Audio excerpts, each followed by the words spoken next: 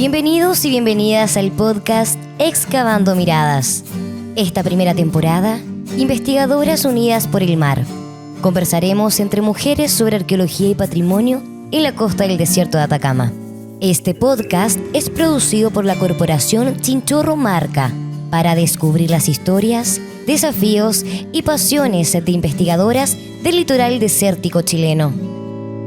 Hola a todas, a todos, a todes, bienvenidos a otra cápsula más de conversaciones sobre la arqueología y las sociedades pasadas, principalmente de la costa del extremo norte de Chile. En el día de hoy tenemos a otra arqueóloga invitada y es Verónica Alcalde y vamos a presentarla dentro de este proyecto que está encargado de la difusión que desarrolla Chinchorro Marca como administrador del sitio Chinchorro, que forma parte de la lista de sitios de patrimonio mundial de la UNESCO. Y debo mencionar, por supuesto, el nombre del proyecto, que es Fortalecimiento y Posicionamiento de Chinchorro Marca mediante el desarrollo de un plan de difusión, y esto es financiado por el Programa Social de Sitios de Patrimonio Mundial del Servicio de Patrimonio y del Centro Nacional de Sitios de Patrimonio Mundial. Así que muchas gracias a ellos por este financiamiento. Y vamos a comenzar entonces a conversar con Verónica. Ella es arqueóloga, tiene una maestría además en antropología de la Universidad de Tarapacá y ha desarrollado una serie de trabajos en torno a la arqueología costera, la arqueomalacología y la morfometría geométrica. Así que Verónica, por favor, si te puedes presentar un poquito, contarnos de ti y contarnos qué son estos conceptos que suenan siempre muy lejanos y muy complejos de pronunciar. Bueno, primero que todo, agradecer a Chinchorro Marca por la invitación. No me lo esperaba. Me siento muy honrada por estar acá y poder compartir un poquito de lo que hemos estado trabajando a lo largo de estos años de ejercer esta hermosa profesión que es la arqueología, que la amo mucho. Y bueno, les cuento a grosso modo, la arqueomalacología es el estudio de las conchitas, de las conchas marinas que tienen los moluscos, o sea, y lo que nosotros sacamos de la información es 1 kilo de cosas que uno puede sacar de estos gastrópodos, que son los que tienen una sola conchita, los bivalvos que tienen 2, como por ejemplo el chorito, la almeja. Uno puede sacar información sobre los modos de vida de la gente, de la movilidad, de la temperatura del mar, finalmente, que tenía en esa época. Entonces vamos viendo cambios climáticos y por qué algunas especies ya no están, unos eran más grandes, otras eran más chicas en el pasado versus en el presente, y miles de cosas. Pues estas conchitas las encontramos en sitios que, o sea, mayormente, porque igual se pueden encontrar en todo tipo de sitios, se llaman conchales. ¿Por qué? Porque se identifican por la presencia abundante de este tipo de material arqueológico, y además se conserva. Eso es como súper importante y nos permite llegar al pasado porque se conservan súper bien. Entonces todas las personas arqueólogos que hemos hecho alguna especialización, entre comillas, en estos moluscos, se les dice arqueomalacólogos o arqueomalacología, que es una subdisciplina, se podría decir, de la arqueozoología o de la zooarqueología, que es el estudio de los animales del pasado, que vivieron en el pasado en conjunto con los seres humanos. Y la morfometría geométrica, por otra parte, es el estudio de la forma. Pasa que con la tecnología actual podemos ver que las cosas tienen una función y en base a esa función nosotros como seres humanos buscamos la comodidad para usar ciertos elementos. O sea, no sé. Entonces vamos buscando cómo variar la forma de una tecnología. Por ejemplo, el computador, porque antes era una caja grande, era muy grande, era incómodo, uno no lo podía llevar para ninguna parte porque lo tenías en la oficina y después cambia siendo un notebook que sería mucho más portable, pero que ocupa la misma función finalmente que el computador original. Ahora es más rápido, qué sé yo, tiene más capacidad, pero finalmente es el mismo artefacto. Entonces la morfometría nos permite ver estos cambios en la forma de la tecnología. Entonces, por ejemplo, con el computador, porque en los 90, en los 80 era uno muy grande y ahora podemos llevarlo para todas partes porque es bastante liviano. Y eso es un cambio morfológico de la tecnología, por ejemplo. Eso es la morfometría, que es como un poco más compleja, con unos números y unos gráficos, pero en el fondo es eso. Al final llega ese resultado. Claro, ¿por qué algo cambió en el tiempo, en el espacio? ¿Por qué son distintos? ¿O qué tan parecidos son? Y uno lo somete a este tipo de análisis que viene de la biología, no viene de la de la arqueología pide mucho prestado también Siempre. a las siempre. otras ciencias, partiendo por los estudios de suelo y esas cosas. Entonces, eso es la morfometría, que suena tan árida, pero es súper interesante. ¿Y cómo llegas a eso? ¿Cómo llegas en tu carrera, en tu formación de arqueóloga, te empiezas a interesar por este tipo de estudio, por este tipo de material? ¿Con quiénes empiezas a trabajar? ¿Cómo te vas insertando en la misma investigación de estas temáticas? Señala además que Verónica es ex estudiante y arqueóloga titulada de la Universidad de Tarapacá, entonces muy local. ¿Y cómo vas interesándote e incorporando estos antecedentes en tu trabajo investigativo? Uy, bueno, vamos a remontarnos ahí al No hace 2017. tanto, no hace tanto. No es tanto. Parece ser que no, pero parece que fuera hace mucho tiempo. Mira, lo que pasa es que yo un día, era estudiante, uno cuando está en cuarto año está como medio asustado, pensando qué voy a hacer para mi memoria, en qué la voy a enfocar, porque la arqueología tiene para todos lados como una línea temporal tan grande, tiene la humanidad, que uno puede tomar poblamiento americano hasta la salitrera. Entonces, imagínate, y uno asustado, porque abrumado, porque y eso le pasa a muchos estudiantes con los que hemos conversado también, hemos podido, por suerte, intercambiar experiencias. Y fui a la sala Chinchorro a buscar inspiración. Y pasa que vi los anzuelos de concha, las collares de concha, y yo dije, bueno, esto no me lo han pasado tanto en la U, porque en la universidad todo es muy condensado, y tener laboratorio de todas las materialidades es prácticamente imposible. Entonces dije, oh, quiero aprender esto que no lo conozco tanto. Y empecé a hacer lo que siempre le digo a los chiquillos, a los que le he hecho ayudantía, alguna clase que nos hemos encontrado, que escribir mail. Mira, ya, yo quiero esto y ya, ¿quién conozco ya? A esta persona. Empecé a escribir a una profesora que me había hecho clase, a Paula Ogalde. Ella me responde que en el laboratorio donde ella trabajaba no tenían esas materialidades, pero me da otro contacto. Y uno con la persona más le escribí Con ganas. con nomás. ganas, le escribí a otra persona y esta persona me dice, mira, tenemos los anzuelos y me invitan a este proyecto y yo le dije, ya, o sea, tal, era el proyecto con el profesor Diego Salazar de la Chile.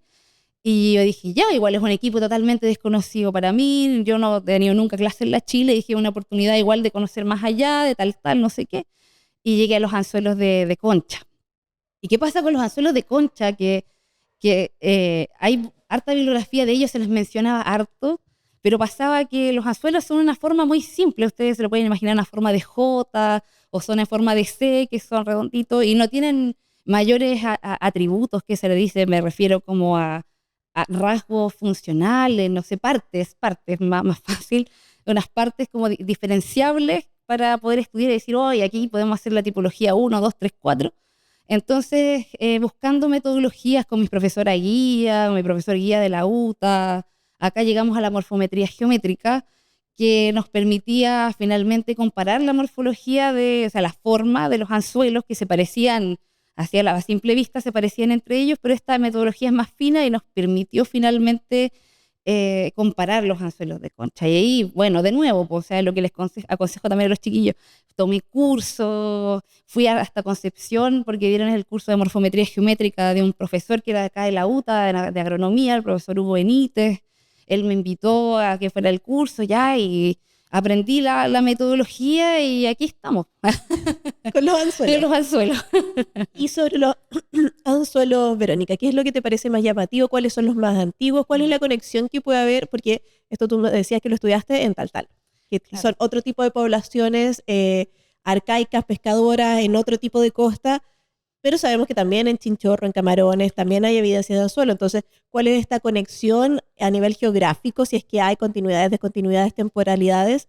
Y también la clásica pregunta que sale en la arqueología, ¿cuál y dónde y cómo es el más antiguo de estos anzuelos? ¿Cuál es la antigüedad y cuál es la importancia también de esta tecnología de anzuelo en esa época, en ese espacio temporal? Wow, sí, no, los anzuelos, es que es como banal, pero uno como que a veces se fija en cosas como súper simples. Los anzuelos de concha son muy bonitos, ¿no? Son Sí. muy lindos y son chiquititos algunos, bueno, son máximo como 4 centímetros, una cosa así. Hay algunos que son un poco más grandes allá en La Serena, pero como que uno los ve y dice, oye, son tan lindos, y cómo funcionaba tan chiquitito, y uno se empieza a hacer preguntas, porque son tan prolijos también. O sea, uno ve, como dices tú, en camarones, los anzuelos de concha redonditos son muy pequeños, son 1 centímetro por 1 centímetro de repente, pensando que son redondos y delgaditos, y uno los mira y dice, ¿cómo la artesanía antigua, la gente era tan creativa, tan,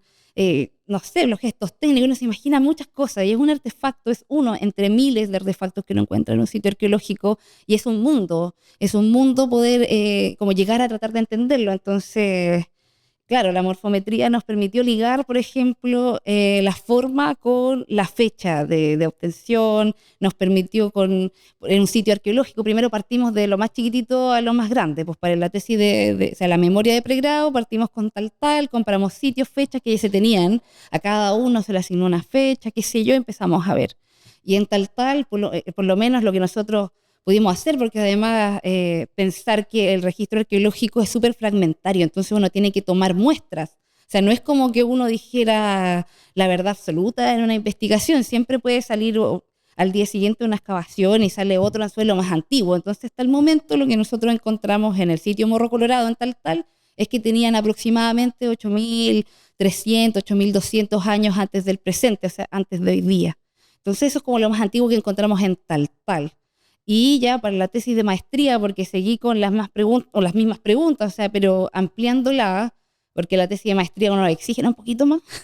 Sí, nos expandimos y dije, ya, pero perfecto, esto pasa en tal, pero ¿qué pasa en el resto del norte de Chile? Bueno, porque mencionar que el anzuelo de concha es una tecnología que se encuentra desde Arica hasta Guanaqueros, en la cuarta región. Tiene una larga franja de aparición, por decirlo así, o de confección de la gente estaba haciendo este artefacto. De hecho, Junius Bird, que fue uno de los arqueólogos insignes que estudió, lo llama la cultura del anzuelo de concha, porque era un artefacto que le llamó la atención y que destacaba como un indicador de temporalidad cuando no teníamos los fechados radiocarbónicos, que es como nuestra bandera De certezas. de certezas en la arqueología, que es la fecha. Y pasa que nos damos cuenta, y los investigadores antiguos y la bibliografía, y podemos ver, porque esto también es un trabajo bibliográfico, que primero aparecían anzuelos redonditos y después tienen una forma de J, o sea, una letra C y una letra J. Entonces nuestra pregunta era, bueno, en tal pasaba que en la muestra que yo analicé, estaban los anzuelos circulares primero, los sin vástago, y después aparecían los de letra J o con vástago, que se le dice a esta patita que le da como la forma de la J. Entonces empezamos a preguntarnos, bueno, ¿qué está pasando? Y el anzuelo con forma de J sigue hasta el fin de los tiempos, cambia de materialidad, o sea, de materia prima. Por ejemplo, lo hacían con concha, después lo hacían lo hacían con espina, lo hacían de metal. Hasta el día de hoy como que predomina el anzuelo de esa forma. Entonces uno se empieza a hacer preguntas, ¿qué pasó? ¿Dónde surge? ¿Cuándo cambia? Y eso es lo que empecé a hacer para la tesis de maestría, al final, al ampliarse la muestra entre Arica y Guanaqueros, que ahí quedamos con más preguntas que respuestas, como siempre. Como siempre también.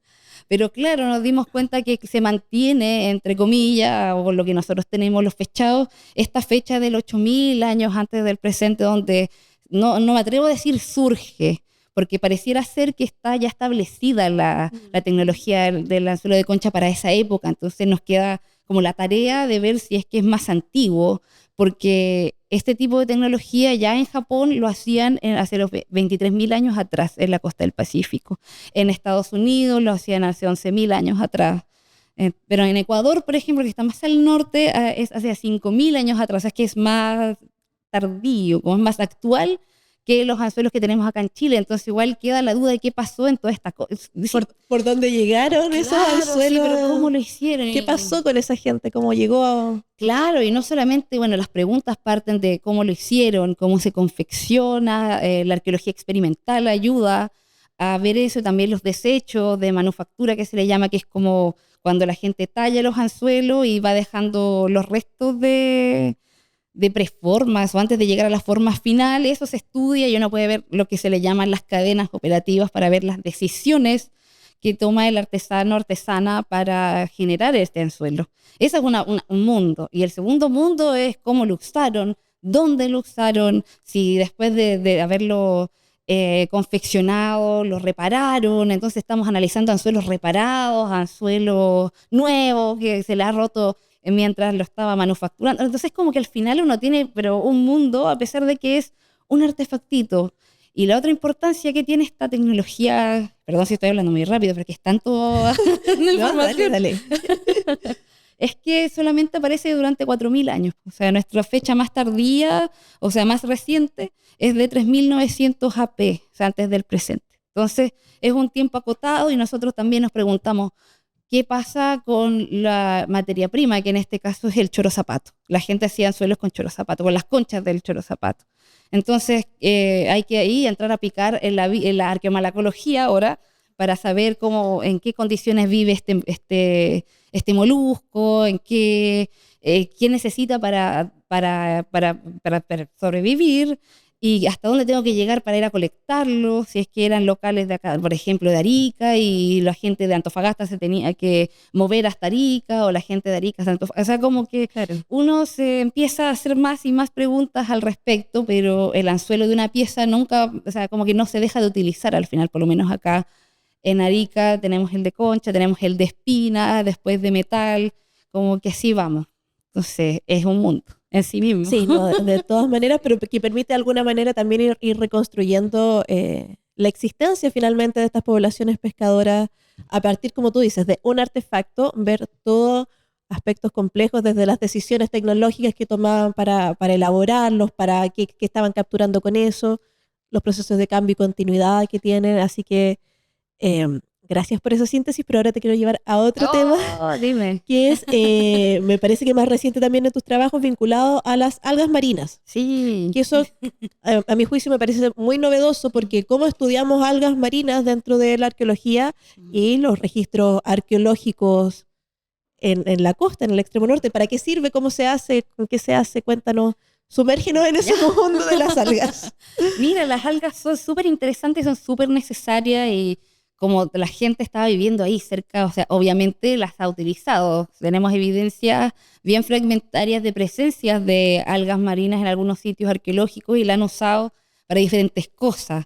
Ahora, claro, no se conserva porque es muy orgánica, que nosotros le decimos que no es como el hueso, como las conchas, que son duros, entonces se conservan y uno los puede como... O sea, a menos que sea, por ejemplo, una ofrenda funeraria, que es lo que hemos visto que más se conservan, porque inmediatamente entran en un contexto sin aire, sin oxígeno, entonces ahí se pueden conservar, pues, pero si es en un lugar de habitación, como estos conchales que les contaba, que son sitios donde ocupo algo, lo descarto y queda al aire libre, ya se desintegra.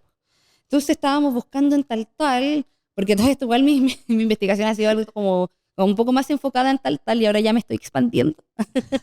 Para ser un poco más holística. No. Ampliar las fronteras, Claro. siempre es bueno. Siempre es bueno. Pero pasaba que en tal el fenómeno es que no se conservan muy bien las cosas. O sea, hay cosas que acá en Arica que se conservan y que son maravillosas y que uno no ve en todos los lugares. Entonces decirle a la gente que es súper privilegiado los contextos arqueológicos que hay en Arica, o sea, como que son bastante únicos. Entonces pasaba que en tal no se nos habían conservado en los sitios que nosotros analizamos conchas marinas, o por lo menos desde nuestra visión así macroscópica, por lo menos no había. Entonces, ¿qué hicimos? Buscamos, por otra parte, que entramos de nuevo a la arqueomalacología, ya que vive en esta parte donde rompe, o sea, donde están las olas, que se llama el intermareal, o sea, entre medio de las olas, en esta parte rocosa. ¿Ya qué vive ahí? Ya vive este X molusco, este otro, ya. Y este que es una lapita que se llama escurria, que es un sombrerito chino, le dicen. Ah, ya sé cuál es. Sí, ya siempre me confundo como si escurria. Bueno, pero es como bien extraño el nombre. Pero este sombrerito chino vive en las algas, vive en los huiros, y toda su vida, y se alimenta de esta alga. Entonces pasaba que la gente no se los comía cuando son muy chiquititos, porque ¿qué te vas a comer de eso? Pues nada. Entonces, pero estaban en los sitios arqueológicos, en poca cantidad, pero estaban. Entonces nosotros dijimos que algo pasa con esto. Pues entonces empezamos a buscar dónde estaban este sombrerito chino en los sitios arqueológicos de tal, y encontramos en varios. y los fechamos y vimos, claro, y vimos dónde estaban, en qué contexto. Claro que esto fue como una arqueología post de que hayamos excavado, o sea, ya habíamos excavado. Entonces, claro, la pregunta no fue desde el principio, entonces no excavamos para buscar las algas marinas quizás en la cota donde pudieran haber estado los lugares de secado de algas, que es como muy típico que nosotros vemos en la costa que la gente seca las algas, ya, entonces quizás podríamos partir por ahí para la próxima. Pero en ese momento ya no era pandemia, además estábamos metidos con la pregunta y buscamos y fechamos este bichito y nos dimos cuenta que, claro, o sea, está viviendo en distintos puntos de tal, está apareciendo, no viviendo, en distintos sitios que están alejados de la costa, entonces, en sitios habitacionales, de todas las épocas, a lo largo de toda la secuencia, o sea, tanto como en el 6000 AP, en el 4000 habían, en el 3000, entonces como que, claro, nosotros lo interpretamos como que la gente está sacando las algas y la está llevando a los sitios arqueológicos y en el camino o en el lugar de descarte se cayeron estos moluscos y así podemos saber que como pesquisar y dar la hipótesis de que ahí ha sido un lugar donde se utilizó el alga marina como para pesquisarla. Ahora, ¿para qué la usaron? Esa es la otra pregunta del próximo. Eso de la otra investigación. Claro. Pero primero era buscarla, pues, o sea, ya está. Ahora, hay otros investigadores con el foco en las algas marinas que desde la geología que ellos han encontrado ya evidencias más directas y claro, pues, encuentran en la ceniza y restos carbónicos, que ya hay que meter microscopio, pues, o sea, como que entender que la arqueología tiene su parte como exploratoria y su parte ya de las hipótesis y decir ya vamos a poner esto en el microscopio, como lo hacen algunos colegas ya con el equipo necesario y la pregunta, pues que la diferencia con los otros colegas que sacaron su artículo también de las algas, que los felicito a los chiquillos, muy bonito el artículo, ellos iban con la pregunta, pues. Entonces, claro, nosotros excavamos sin eso en mente y después lo buscamos. Entonces son tipos de arqueología, pero lo importante es abordar los temas de diferentes aristas e ir complementando este puzzle gigante que se llama pasado y nosotros tenemos las esquinitas y algunas partes del medio, pero no tenemos muchas piezas, entonces es como casi detectivesco. Súper, gracias, Verónica. Y sí, como tú lo has dicho, es muy detectivesca la arqueología. La mejor analogía es la del puzzle. Ya para ir un poco cerrando, quería preguntarte un poco en torno a tus proyectos futuros y bueno, los proyectos actuales ya los has mencionado un poco, pero ¿cuáles son los caminos a seguir que espero que sigan y nos puedas seguir reportando los antecedentes de la manera además que nos estás comentando y haciendo tan ameno estos estudios que a veces son tan de número, tan de gráfico, tan de decimales y comas que cuesta mucho interpretar, pero finalmente cuando cobran sentido en la palabra se hacen mucho más amigables. Entonces, ¿cuál es como tu proyección en el mediano plazo? Uy, mira, yo soy la eterna estudiante, ñoñísima, ñoñísima. Me encanta aprender, me encanta, no me puedo quedar tranquila hasta aprender un poco más y me gusta mucho eso. Entonces, a mediano, largo plazo me gustaría hacer un doctorado porque te permite estudiar los contextos con profesionales nuevos, de que de repente afuera o en la misma Academia Nacional, como que eso todavía no lo decido, eh, pero eso es como seguir aprendiendo, eso es como lo que quiero. Por ahora también me gustaría hacer clases, en verdad, tener el doctorado para poder hacer clases, poder enseñar lo que uno puede aprender y aportar un granito de arena a las nuevas generaciones, pues, o sea, como traer metodologías de repente de afuera o de colegas que vienen de afuera, si es que no me puedo ir a otro país, por ejemplo, a hacer el doctorado y innovar. O sea, es como me gusta la investigación, yo amo la arqueología desde chica y aportar un poquito, aunque sea en la formación, me hace muy feliz que eso me gustaría hacer, un poquito de clase y hacer el doctorado, ser estudiante de nuevo y después dar más clases con la experiencia que pueda adquirir afuera, tener quizás uno que otro proyecto por ahí y seguir aportando a lo que es la historia de nuestros pueblos originarios y de América, no sé, ya siendo ambicioso. ¿Por qué hay que conformarse? Porque solo el norte, ¿no? Claro, porque las preguntas te llevan a una, te lleva a la otra, entonces como que la niña interior igual está contenta, así como cuando te dicen qué querías ser cuando chica, la gente a veces te dice, yo también quería ser arqueóloga cuando chica, y digo, Qué feliz, yo también quería. Así que no, feliz, se hace con harto gusto. Así que no, eso, seguir investigando, seguir estudiando y después compartir todo lo que se pueda, porque igual hay pocos espacios y por eso agradezco este espacio para poder contar un poquito de lo que hago, para que la gente sepa, conozca, valore lo que tiene, porque la cultura chinchorro, la cultura pesquera, los pescadores, las agricultoras, agricultores, pescadoras, mariscadores, cazadores, cazadoras, son muy importantes y es hermoso saber de dónde venimos, de valorar estas culturas tradicionales, la artesanía. Es hermoso. Así que eso. Ya, bueno, muchas gracias, Verónica, por tu pasión también en la arqueología. Eso quiero destacarlo. Se te nota muy comprometida con el trabajo, así que sin duda vamos a tener noticias de tus próximas investigaciones y doctorados, así que desearte el mejor de los éxitos. Agradecer nuevamente tu presencia acá y reiterar que los canales de difusión de Chinchorro Marca están totalmente abiertos para cualquier información o actividad que quieras desarrollar. Y nada, pues nos veremos entonces en la próxima sesión de conversaciones. Ay, por supuesto. Yo feliz. Gracias, Camila, te pasaste. Chinchorro Marca administra los sitios arqueológicos de la tradición cultural chinchorro, Patrimonio Mundial de la UNESCO, y ejecuta acciones junto a la comunidad para su protección, estudio y valoración.